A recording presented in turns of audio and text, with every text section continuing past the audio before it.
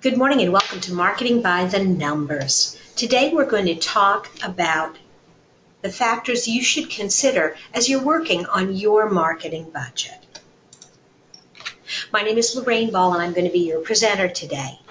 I consider myself a marketing strategist, and my background includes a lot of work in corporate working with marketing budgets. And one of the lessons that I learned there was that if you do marketing and you focus on creating marketing and advertising resources and you don't pay attention to the numbers, what you end up with is award-winning advertising that doesn't sell product.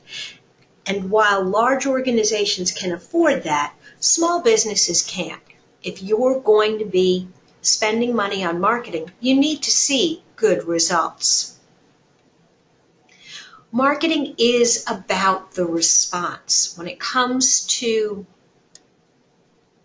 your marketing, if you're creating activity and putting information out there, what you're looking for is for your customers to respond, to interact with you, to call, to download, to do something in response to the messaging you are putting out there. And so as you are spending and thinking about your marketing budgets, you need to be thinking about them with that in mind. What actions do you want? And therefore, how much should you spend to get those results? You need to start with the questions. You need to start with thinking about your business and answering some tough questions. It's not just how much money you have to spend, but what are you trying to accomplish? Those questions really should include things like, what's a customer worth? If you don't know what a customer is worth to your business, how do you decide how much you can afford to spend in order to get that customer? And how many new clients do you want? That kind of goes hand in hand, and we're going to work through an activity where I show you how these two questions work together. Are you looking for 10 customers to spend $1,000 each, or are you looking for 1,000 customers to spend $10 each? The math is not the same on those two equations, even though the total sales might be. What's the rhythm of your business? And what this really ties into is how long does it take to convert a prospect to a customer?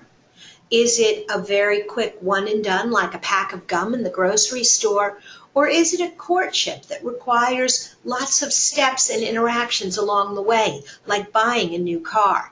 Depending on what you're trying to achieve, again, and depending on that rhythm and the courtship time frame, your budget is going to vary.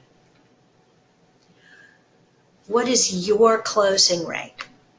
If I put a qualified prospect in front of you, what are the odds that you're going to walk away with a sale? Do you know? If you don't spend any money on marketing, because you really have no idea how much money you need to spend or how good you are. I have two different clients that we're working with, and we are running Facebook ads for both of them. And one of the two clients is working on a 50% closing rate. That means half of the prospects that we drive to his business become customers. The other has only a 25% closing rate. So we have to drive more qualified prospects to get the same results. And where do your leads come from? Are you doing a lot of advertising now? Do you have, as a lot of people say, oh, I have a word-of-mouth business? Well, if you have a word-of-mouth business, do you know how many leads you get every week or every month from your referrals? And I'm going to show you how paying attention to that number can dramatically impact your business. And what's your market concentration? And by this, I mean, if I put you in a room full of 100 people, how many of them are likely to need your services this month? If you are a pediatrician in a room full of moms, that ratio is pretty high. But if you're a heating and air conditioning contractor in a room full of homeowners, the ratio is pretty low because the average homeowner does not need your services all that often. Okay, so let's take a look at what a customer is worth. And there are 4 pieces to this equation. And you might want to grab a piece of paper and sort of scratch through the math on your own business as we work through this example. You need to think about average annual sales. How much is a new customer likely to spend with you? And I know I hear it all the time. I don't have an average customer. I have people who only spend a few $100s, and I have people who spend a few thousand. I get it. But I also understand math. If you add up all of the sales you made last year and you divide that number by the total number of customers you worked with, you have an average annual sale. And while some customers will spend more and some will spend less, that average is just that. It is an average. So if you don't know what your average annual sale is, go do your homework, because that number is the best guess when you meet a new prospect. Yes, some will spend less and some will spend more, but if that's what your average sale is, there's a good chance that that next conversation will result in a sale of exactly that amount. Gross margin, when you make that sale, how much do you actually make? How much do you get to keep? And then how many years does that customer stay a customer? Is your business one and done, or do you have some reoccurring revenue? And also thinking about the present value of money. In periods of high inflation, this is really challenging because you spend a lot of money this year to get a customer who's going to spend money with you in the years to come, but because of high inflation, you're not necessarily making as much as you would in periods like we have now with fairly low inflation. Okay, let's take a look at an example so all of this makes sense. Imagine that your average annual sale is $1,000 and that your business runs on about a 30% gross margin. That means that your average customer is contributing $300 of gross revenue to your business. Imagine that as you look at your business, you see that a customer typically stays with you about 5 years. That means that your projected revenue is about $1,500. You have a lifetime value of that customer is $1,500. And then present value, again, varies based on interest rates. Again, if we're in a high inflation period, you might use a 5% factor, a 3%, or if it was really low, you might use 1%. So the higher the inflation, the higher interest rates are for investing money, the less you're actually going to get if somebody pays you out over 5 years. In periods like we have now, where we pretty much have pretty low inflation rates, you can pretty comfortably use that $1,500 number as a projection. So now let's take a look. You've got $1,500 in projected revenue. How much should you spend to get that customer? In general, we recommend that your lifetime budget, and that says 50%, it actually should say 30%. That's a typo. So your lifetime value, if your lifetime value is $1,500, you should never spend more than $500 per customer. So if you're looking for 10 new customers, your marketing budget should be $5,000. If you're looking for 100 new customers, your budget should be $50,000. And the reason is It's not like I'm going to go out into the marketplace, find one customer, spend $500 to get their attention. I'm actually going to spend $500 to get the attention of a lot of people, and I hope one of them will become a customer. But finding new customers is expensive because you're going to spend money to reach a lot of people who may or may not become customers. And so I'm going to plant a seed now, and then I'm going to show you the numbers that support this argument. But one of the things that we see is that there is a definite shift as companies begin to focus more on retention. Let me go ahead and just build this whole thing out. When I started my career, a lot of companies were spending a great deal of money finding new customers. So they were taking that $500 per customer and spreading as wide a net as they could, trying to reach as many people as they possibly could, a little bit of effort on conversion, and really very little on keeping them. What we know now is that this is really hard to do. And so we're seeing more and more smarter companies flipping the funnel on its ear, spending more money at retention, at converting people who are already interested, and less money just broadcasting in a wide circle.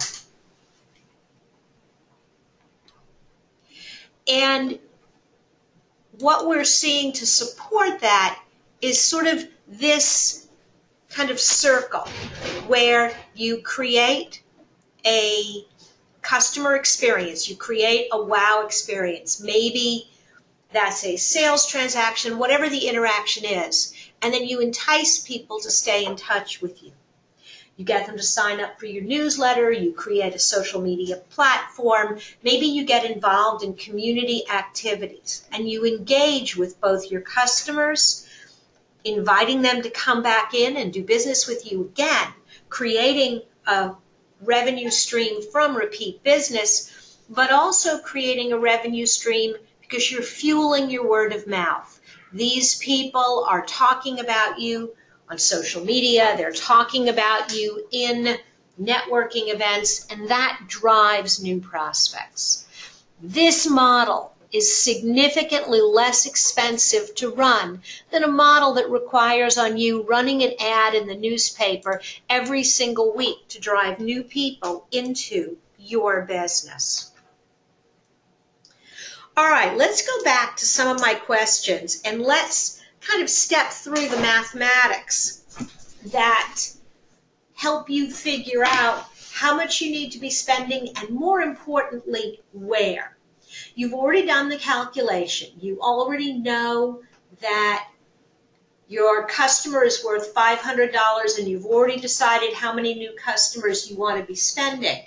Now you need to be looking at your business rhythm. Daily, weekly, monthly, annually. How long does it take to move a customer from I don't know who you are to yes, let me sign on the dotted line?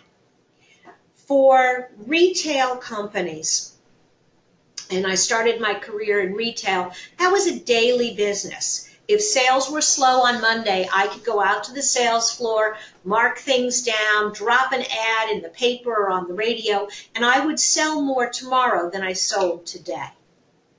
For a lot of my home service contractor clients, those are really weekly businesses.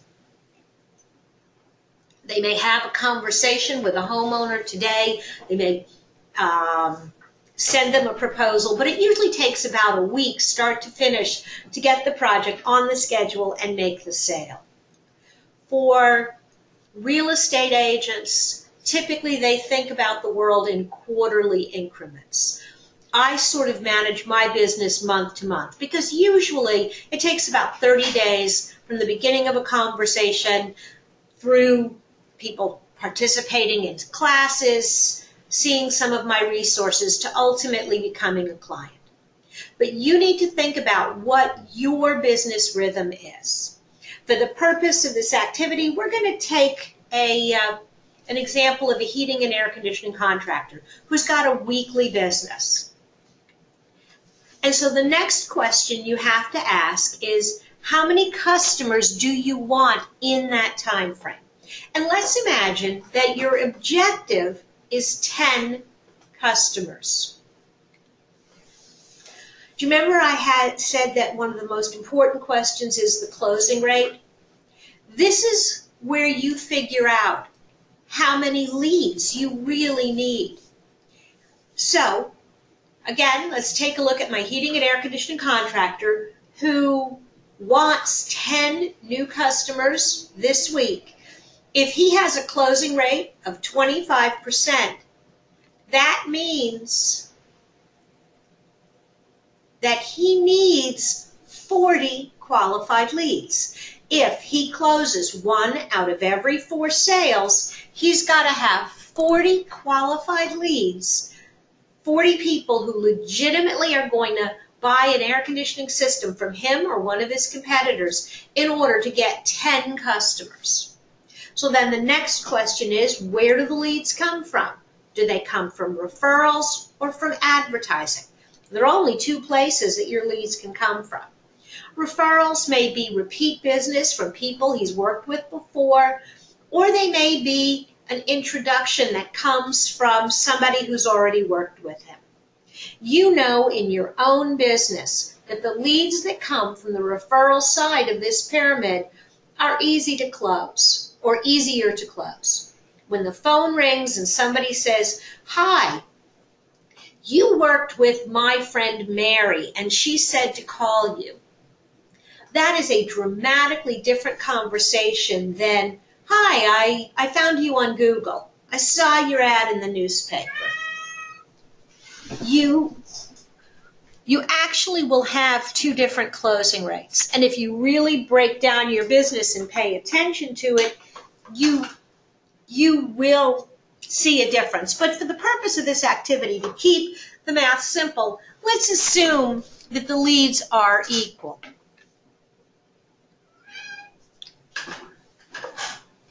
It would be wonderful if you ran an ad, 30 people saw it, and they all picked up the phone and called you. That would make advertising pretty inexpensive. But that's not how advertising works. The next thing you have to think about is market concentration. So, for example, if I want 30 leads, but I'm a heating and air conditioning contractor, the market is not very concentrated. If I'm in a room full of 100 customers, remember, I'm looking for 10 new customers this week. I probably have to go into a room of 1,000 people to find one person who is likely to need my services this week. And so that's a 0.1% concentration. When I do a presentation in a room full of business owners, maybe there are 100 people in the room, and I'm looking for one person to hire me this month, I typically use about a 1 in 100 ratio, that at least one of the business owners who's in that room is going to not only need marketing services, because remember, some companies, they may already have someone they're working with, but 1 out of 100 business owners might actually be in the market this month.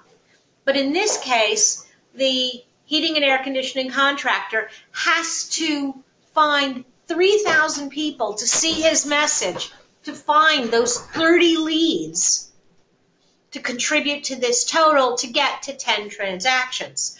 All of a sudden, the numbers are getting pretty big. But it doesn't stop there, because particularly as you're selling more expensive products, it is unlikely that the first time somebody is introduced to you, they will buy. Typically, they have to receive information from you several times. Maybe they see your ad. Maybe they go to your website. Maybe they interact with you on social media. Maybe you send them something in the mail or they get an email, and suddenly you have to consider how many touches. Used to be that people said, oh, about 5 touches is enough to really kind of break through and begin to become memorable. But these days, we are bombarded with so many messages and so much information that we're actually looking at a frequency factor of 10, which means that you have to make 30,000 impressions to get 3,000 people to notice you, to find 30 people who might want to do business with you, to actually make 10 sales. Now here's the problem. If your lifetime value of a customer is $500 and you want 10 customers, you have $5,000 and you have to create 30,000 impressions. Now, you've got a lot of different choices. You can go the route of traditional advertising, newspaper, radio, billboards, or TV. But the challenge here is that in traditional advertising, $5,000 doesn't go very far. You have too few spots. You can't get your message in front of enough people to get those 30 leads. So you don't run enough spots, you don't get enough leads. You can do direct mail. And you can send 5,000 pieces of direct mail because that's a pretty good estimate that it's about $1 a piece. The problem is that you're only going to make 5,000 impressions, not 30,000 impressions.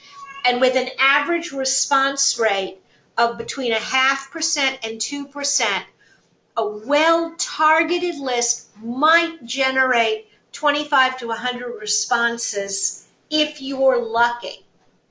And so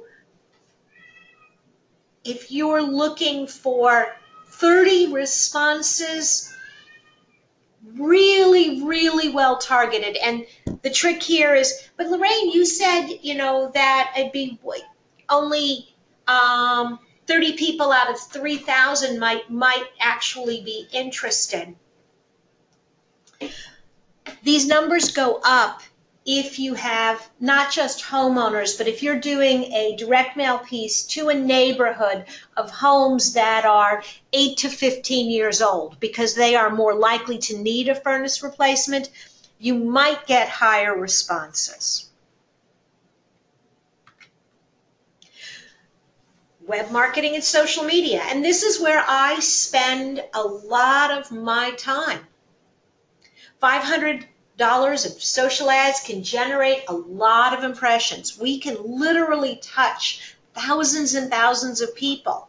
The challenge is they are not serious buyers, and so the market concentration on social media, that concentration factor is actually bigger. The factor is smaller. You actually have to reach more people because the vast majority of people on Facebook are not looking for a plumber.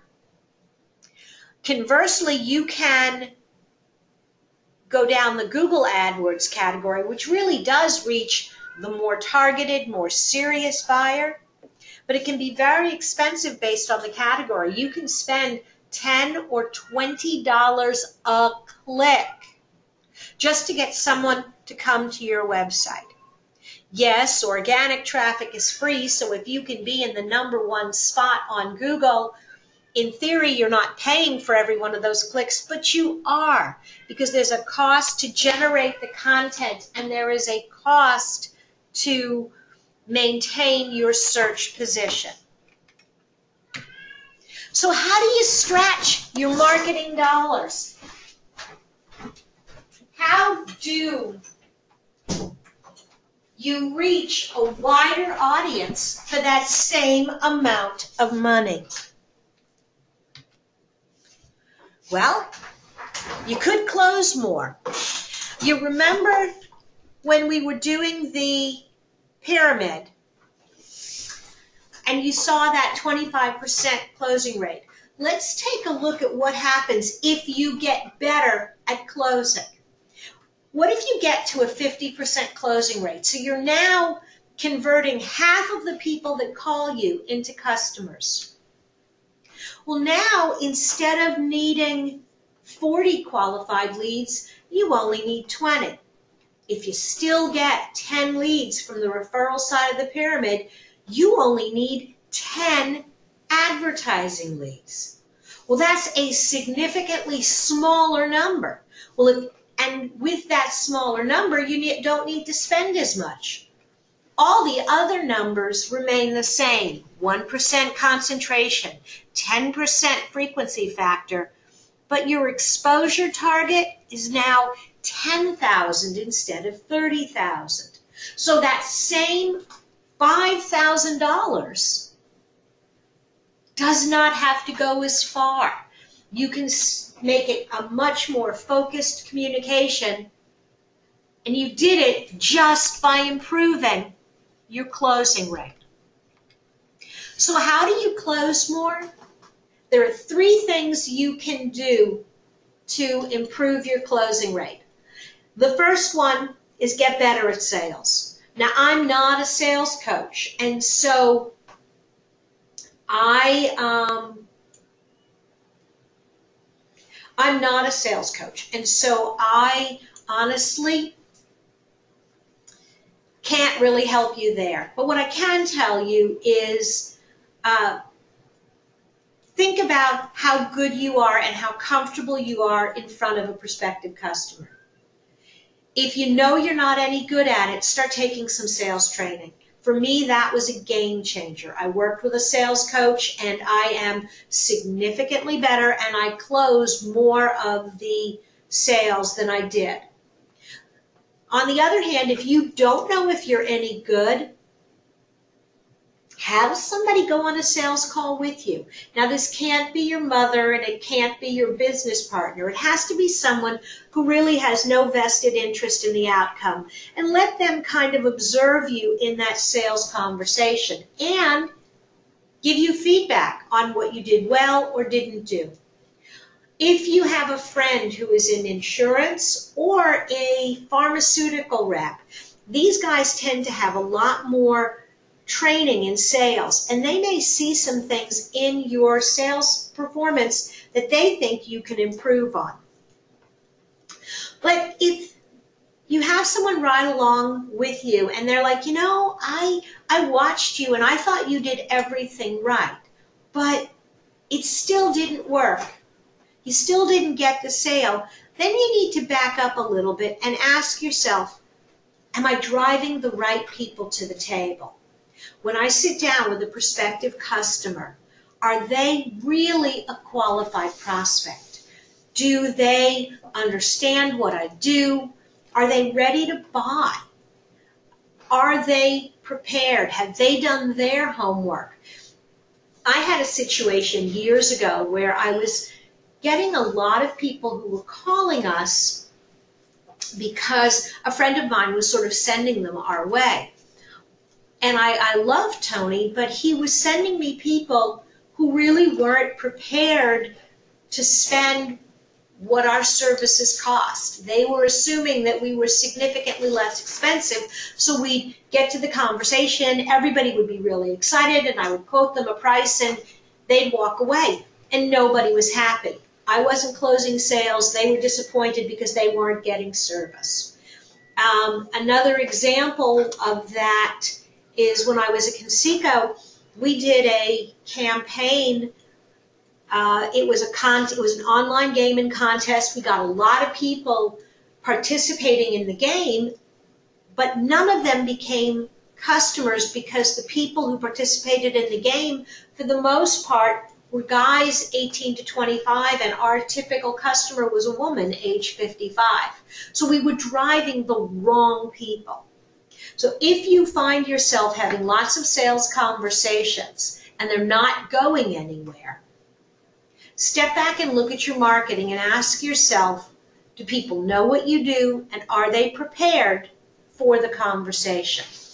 And the other thing, and I alluded to this in the very beginning, increase your referrals. You know that when someone comes to you and they've been recommended by someone else, they're more likely to be relaxed, open to what you have to say. So get out, network, have conversations, connect with people who can help drive customers to your business, and give them the information they need to refer you. One of my favorite examples of this is a flooring contractor who works with real estate agents. He routinely sends them information about his promotions, so when they are talking to home sellers who need to replace their floor, they can simply give them the flyers that they get from Harry, and they're ready. They call and they already know how much it's going to cost and what it's going to be like, and they know that they can feel comfortable with him because their real estate agent recommended him. Let's take a look at the impact of increasing referrals on that same marketing equation. So let's go back. I've got my contractor. He has a 25% closing rate. But instead of getting 10 referrals, he gets 20. Now you see what happens? He still needs 40 qualified leads, but his advertising only needs to generate 20% or 20 leads. And so now, again, his exposure target is 20,000. So what do you do with the extra money if you don't need as many leads here?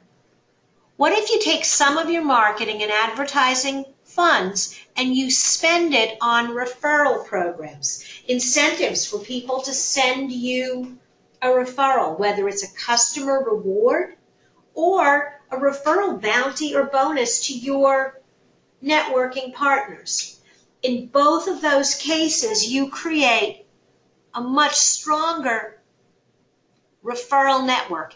And the truth is, these leads will close at a higher rate. So if your average is 25%, I didn't redo the math, but if these 20 referrals, if instead of 25% of them, if 50% or 75% become customers, again, it reduces that burden on your advertising side of the pyramid. So if you want to increase referrals and retention, create those incentives. Create for clients, for friends and family and business associates. Consider frequent shopper programs and use both social media and email to build loyalty. And finally, expand your professional and referral network. Some of that money that you're saving on advertising, you should be spending joining local chambers of commerce and getting out to networking events and getting out in the community, helping people feel comfortable with you so they're more likely to refer you to others. And finally, at the end of the day, you need to measure results. One of the things that we know is that there used to be an assumption that $1 in advertising was worth $1 in advertising was worth $1 in advertising. And it didn't matter where you spent it. But that's not true. There are good expenditures and mediocre ones.